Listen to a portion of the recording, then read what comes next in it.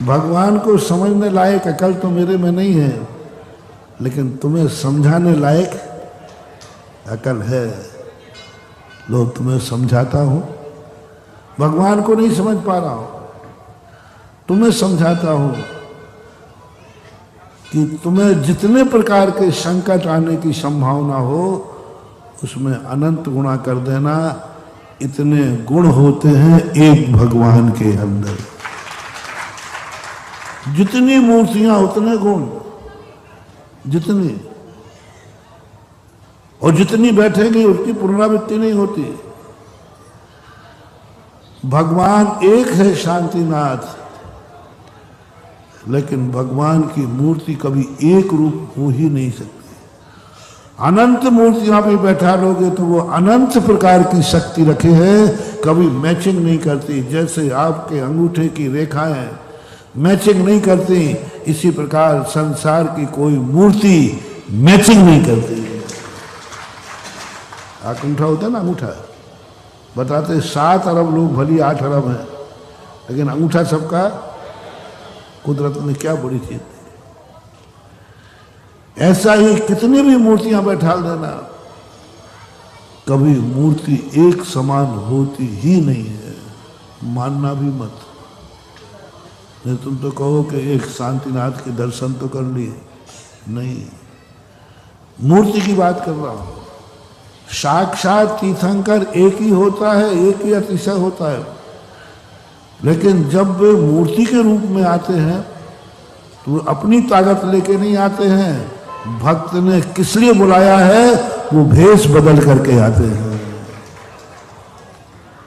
और जितनी भी मूर्तियां होंगी, मैंने 100 मूर्तियों का सर्वे किया है, 50 होगा, मैं यही करता रहता। मुझे आज तक कोई मूर्ति एक समान नहीं मिली, एक समान आज तक। चाहे आदिनाथ हो, चाहे पारसनाथ हो, चाहे अभिनंदन नाथ हो, कोई भी भगवान हो, आज तक मुझे कोई मूर्ति एक मैचिंग वाली नहीं मिली। जैसे आज तक विज्ञान को किसी का अंगूठा एक समान नहीं मिला, अमेरिका का भी नहीं मिलेगा, रूस का भी। कितने 7 अरब लोग, कौन है ऐसा जो इतना ध्यान रखता है? कैसे होता है कि मूर्तियां कभी एक समान नहीं, कोई भी मूर्ति एक समान नहीं होती, छोटी हो या बड़ी हो। इसलिए कि शांतिनाथ सभी जगह पर हैं नहीं। सिरोन जी के शतोदय के शांतिनाथ तो शतोदय के ही है, द्वितीय नहीं है। शांतिनाथ भगवान की मूर्तियां कभी द्वितीय नहीं होती हैं, हर मूर्ति अद्वितीय होती है। हर मूर्ति का एक अलग रूप होता है, और वह रूप जब होता है उसको पहचानते हैं। जितनी इच्छाएं तुम्हारी हैं, सुख पाने के जितने तरीके हैं, उतने तरीके इच्छा पूर्ति करने की शक्तियां मूर्तियों में होती है। साक्षात भगवान की बात नहीं कर रहा हूं, मैं मूर्ति की बात कर रहा हूं।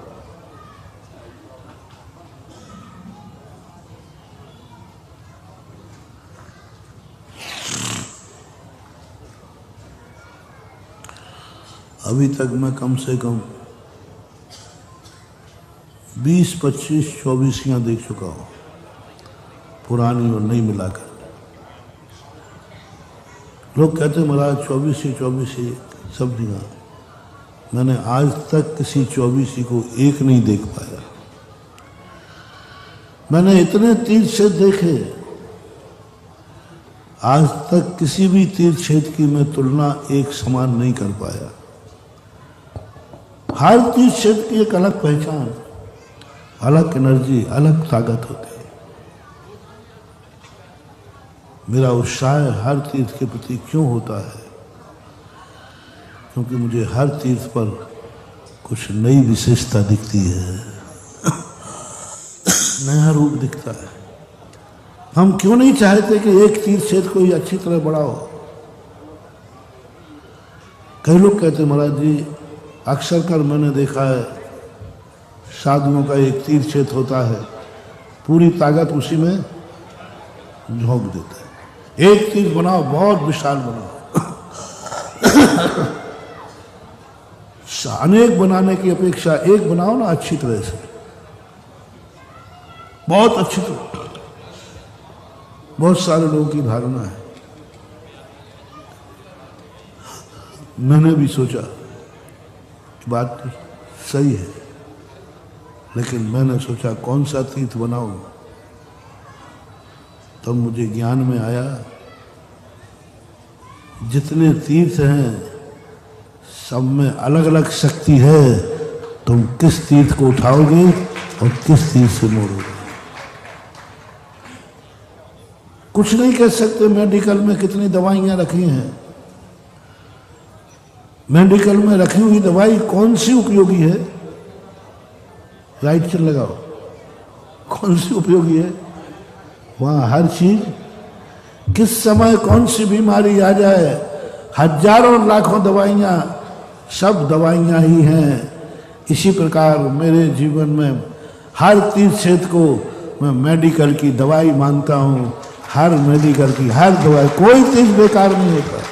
जय हिंद दोस्तों, अगर आपको मेरी वीडियो अच्छी लगती है तो प्लीज़ मेरे चैनल को लाइक, शेयर, सब्सक्राइब करिए और इसी तरह से अपना प्यार देते रहिए। धन्यवाद।